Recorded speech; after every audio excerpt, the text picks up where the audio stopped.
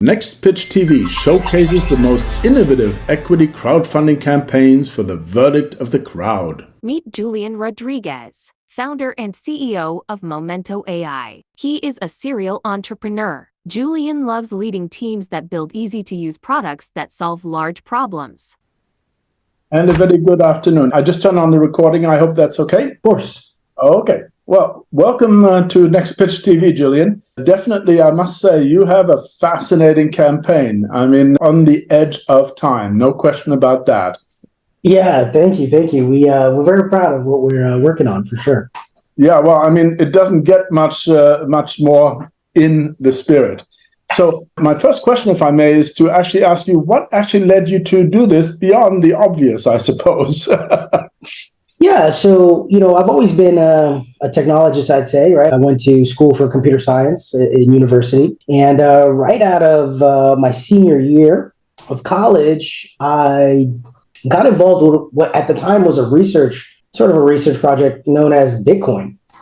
And so, I joined the Bitcoin magazine, and the co-founder there was Vitalik Buterin. So, the Ethereum white paper is a 6-page spread in the magazine. And so, right, that was 2014. And yeah, I've sort of been on ground zero, I think, of groundbreaking tech for sort of seeing how the public adopts these new technologies, how they're applicable, how they sort of scale and sort of go global. And yeah, I think I became very good at sort of identifying breakthrough tech, right? Things that I thought could really scale quickly. And in 2021, I started an NFT sort of startup, right? Which was the original version of Momento. And, we worked with a lot of content creators, celebrities, athletes, and influencers. And I think it was clear to us that what people wanted to do, they didn't necessarily want to buy and own people's content. They wanted to do was engage with the people, right? And it was clear to us that the only way to scale that level of engagement was through the use of AI. Right. And so we originally got this suggested by those stakeholders, right? The influencers, athletes, and they said, hey, why don't you just use AI so that I can unlimitedly sort of speak to my fan base? And that's where we started going down this rabbit hole. Like, how could we make AI good enough, sort of replicate the human conversation, right? Human engagement on all levels, audio, text, reasoning, and here we are. It's kind of interesting. I mean, it almost sounds like the ultimate pivot. In other words, where you go from blockchain and crypto and NFTs, etc. So say, there's got to be a more practical way to do this that is applicable. And clearly you found it. That is really delightful to see. In fact, I noticed this is your second company. Is that right? Yes. This is my second company. The first company was not as high tech as this. And there was a lot of low tech headaches, I would say. With that, we were a wholesale distributor. We had refrigerated trucks, pickers and packers, a lot of manual labor, a lot of spoilage and inventory, and it was definitely a learning experience that I don't miss.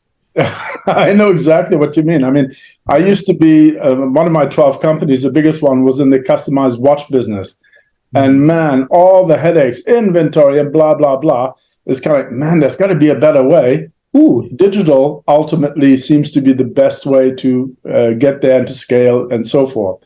So clearly you seem to have, in your own way, reached the same conclusion there. Yeah, for sure. For the benefit of our audience, could you please summarize exactly what Momento AI is and does? Yeah, so today we are really sort of defining the concept of the digital twin concept, right? So with our foundational models, now you can create a digital twin of yourself, right? Sort of like a clone. So it sounds like you, thinks like you, and it responds like you. And so you can either just sort of set it and forget it, and it sort of engages on your behalf, right? Or you can engage with it, or you can spend the time to sort of train it proactively, right? And so there's this new concept, thanks to AI, called vector databases that allow us to store information similar to how your brain sort of stores memories, right? And this, once you put all these sort of technologies together, you get that very human-like effect, right? Where it's almost virtually impossible for people to tell distinguish whether they're talking to an actual person or just a computer. Right. I mean, it's both exciting and frightening, quite frankly. as you're well Yeah. aware. I noticed that you make a big deal about the security and protections and so on, which definitely is central to this.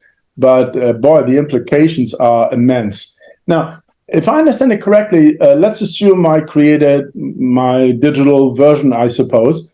Am I understanding it correctly? I could really ultimately use that even to create content, literally. Yeah, absolutely, absolutely, right. So the models are getting more sophisticated, literally, I would say every week, right? And so everything from reproducing, again, audio, right? Some people are using that for songs, music, right, to recreate sort of all the vocal spectrum of things that humans do, to actually drawing, right? I know Midjourney is very, very popular around that. Even the AI interpreting images for you, right, is sort of where a lot of the research is focused around now. For sure, I mean, right, I think today any content creator or influencer realizes that they need to be on multiple platforms at one time, right? It's just not sort of one place. And so you could sort of do that in a very, right, like basic way, or maybe you have a platform, schedule it and sends it out. Or you could be more deliberate about understanding that certain platforms need certain types of content, right? And there's no better tool than AI to think about that for you. So in that case, are you suggesting, for example, that one would, in effect, create maybe the essence is the same video, except this is a version for YouTube, which is more, as an example, more focused on one component, I suppose, while another version of essentially the same video is created for another platform because your audience there might be different. Is that correct? Yes, exactly. For short form or for static images. Yes, exactly. Wow, amazing. Now, one thing that intrigues me is that in your first venture, if I understand it correctly, you used VC capital. Is that right? Or angel capital, one of the two? Yeah, we raise venture capital for sure. Mm-hmm. Okay. So the reason why I'm asking is because I'm personally absolutely intrigued with equity crowdfunding. That's why we're here.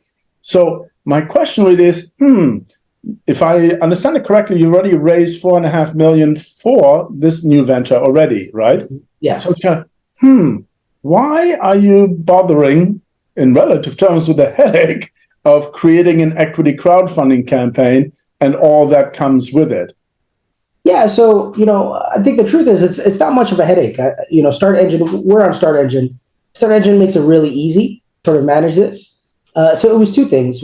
We had done a product launch to the public with the concept and got really, really good reception.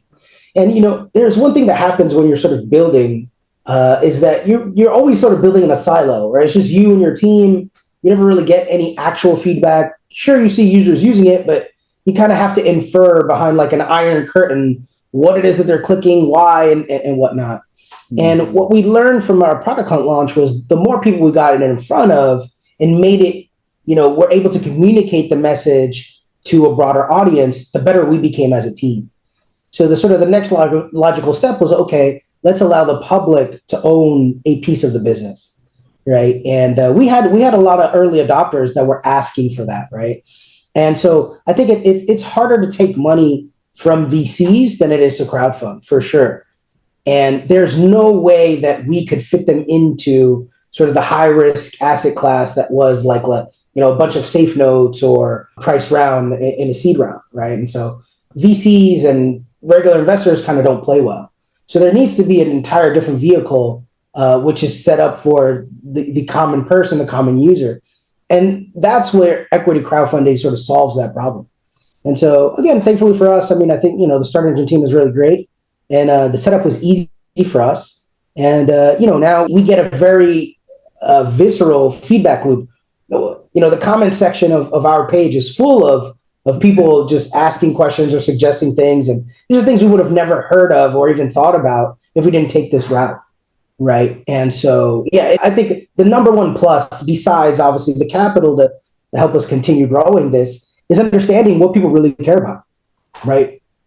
What is the messaging that really resonates with users? And what do they see in the market? Right. Are they generally tired of the way social media works today? Are they inquisitive or indifferent about content creators, right, and the problems there? Are they genuinely excited about AI? Right. And crowdfunding allows you to answer questions at once. Right. I mean, it's safe to say that while on the financial aspect, it may not be the biggest cheese out there in comparison, I'm talking about, but boy, you sure do get feedback. And it's safe to say that many of the people who do invest in a crowdfunding campaign are much more engaged, certainly than, let's say, a VC or even perhaps an angel, case by case. Yeah, no, for sure. That is for sure. I actually started giving out Calendly link in the comments section, hoping that more people would, book 15 minutes with me so we can sit down and talk. And people have been doing it. One guy sat with him for an hour, actually, right? It was a really good conversation. And so, like I said, I think as a young, startup team, we need more of that, right? Like, so this is just great learning opportunity for us. So in other words, the feedback is as valuable as the funding. Oh yeah, like I said, I mean, that's number one net gain for us is that feedback and us understanding how we need to communicate to our users. Interesting. Now, I noticed that you signed an agreement with Amazon, if I recall correctly. Yes. Wow, that is a big deal. Yeah, I mean, it's interesting because you're probably aware that when it comes to equity crowdfunding, traditionally, there are really only two ways to exit, i.e. an IPO or an acquisition of the startup. So, those odds aren't so good typically. Mm-hmm. But with StartEngine in particular, you have the secondary market that you may eventually decide to get onto, which is at least a potential liquidity form for equity crowdfunding investors. Now, how does this potentially affect your VC fundraising? I think that after the crowdfunding campaign, I believe you are looking to actually continue to go back to VCs. Do I see that right?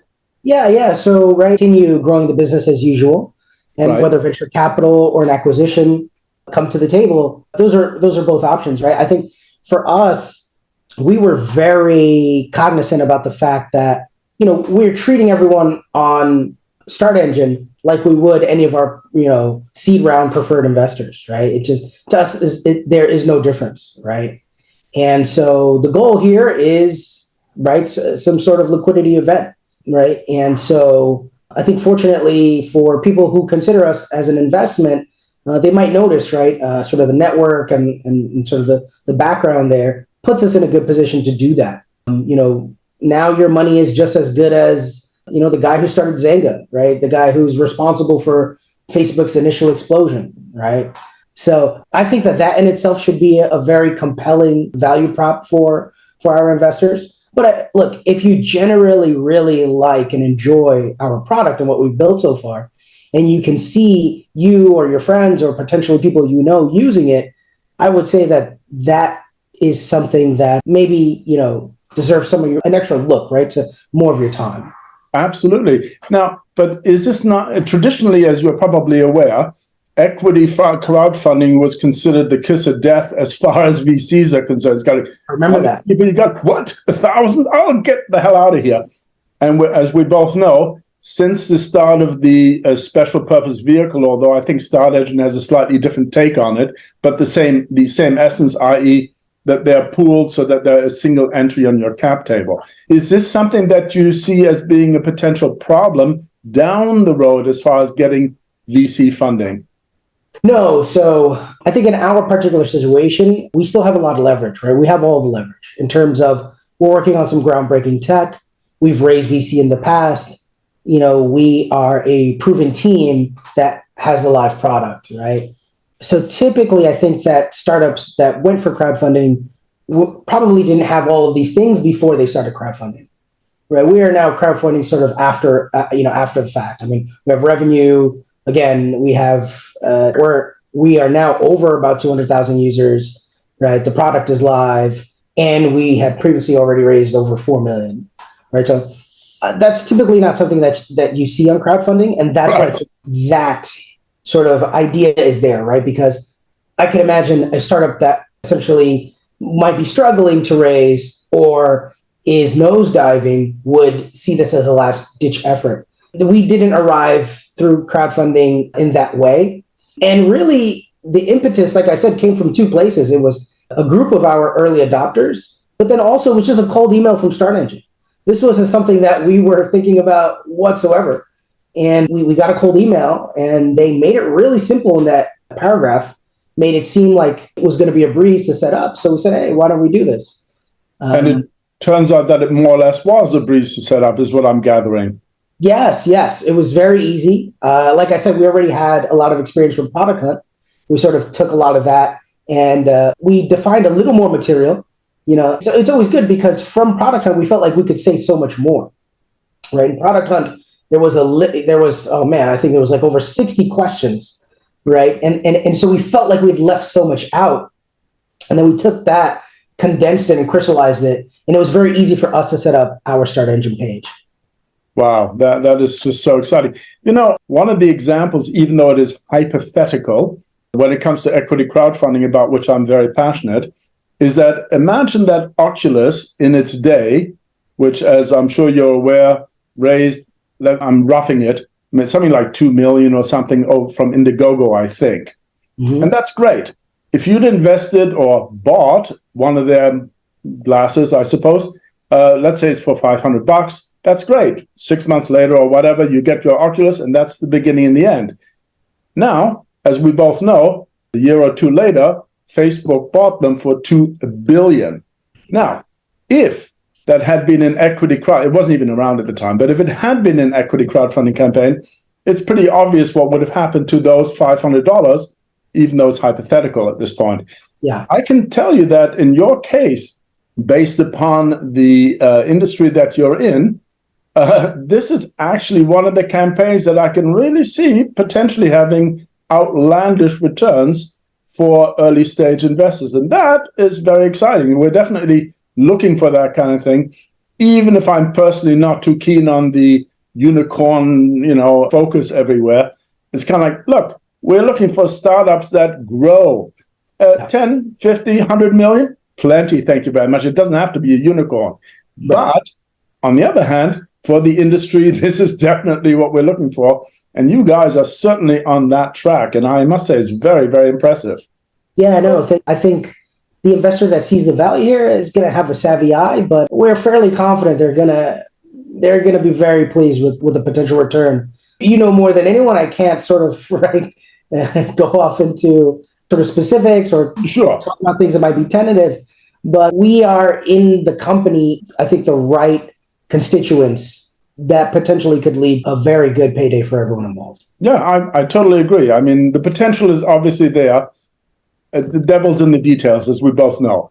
But you certainly are on the right track, and it's very exciting to see, especially your growth numbers. My God, I'm talking about user growth numbers. Yeah. Damn, that is very fast. What I didn't quite see, how exactly is a monetization? I know it's a service, but I didn't quite see how that actually works. Maybe you could go into that a little bit.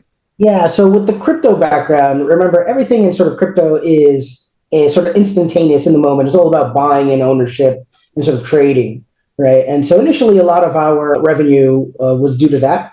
We transferred that into sort of like a tipping gifting model, where now you can sort of tip and gift like you would on TikTok or on social media at large to your favorite sort of creators. But the bulk of our revenue in reality, and you're right, I don't think I've ever really defined this, has really been through paid partnerships, right? So there are brands that want to work with these creators, work with these assets, and now work with these AI clones. And they will pay money up front. And so we're looking to expand on that initial kernel and turn it into a true sort of ad exchange, right? Where now it's not like, 100K, 150K sort of paid partnership contract. Now it's sort of a pay as you go, test the limits, where now they can put into an individual creator sort of a campaign budget, right? $1,000, $2,000, $5,000 at a time, and test the market, right? I mean, so far we've sent our AI has already sent over 800,000 messages, right? So that's something that's very, very appealing for brands and marketeers. They want to get in the middle of those conversations, right? And so now because it's your AI clone, it's not our AI clone, now you can monetize that, right? So long story short, it's everything between tipping and gifting, subscriptions, and sort of this new ad model, B2B ad model.